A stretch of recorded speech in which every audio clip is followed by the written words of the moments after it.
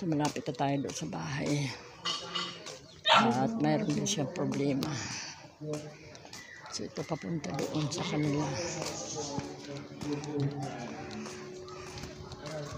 Mamaya update ko kayo guys.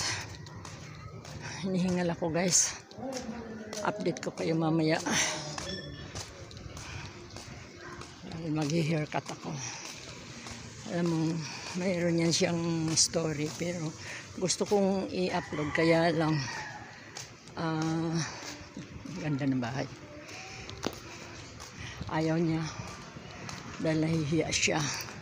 Pero maganda ang kwento ng isang matanda. Ang ganda ng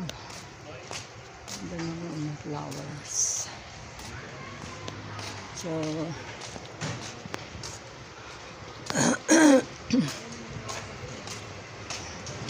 dito na tayo sa bahay.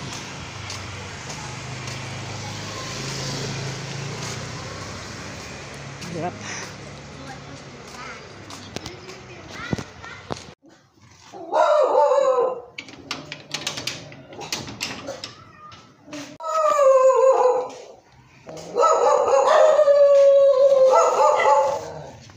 Sis.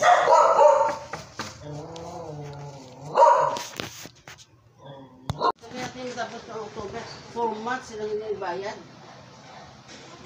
Hindi pa ba naman maano yan, pero kausapin ko pa rin. So, dito ako ngayon sa taas kasi dito kami guys. Hihintay ko lang may kausap siya, yung gugupitan ko. Ang ganda, may terrace. Sabihin mo, kausap kay CTI. Sila, kada siyang kausap na magkita kami dyan. Magugupit kami ngayon. Pero ano yan, yung naglalaki. Pahabol ang ulan. Lumabas ako, maambon kaya umulan.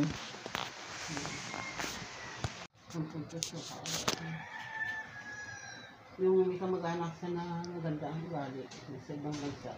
At pinapadala siya ng parang panggastos niya. Oo. Ngayon, hindi siya makapagdala kasi na-discuss siya.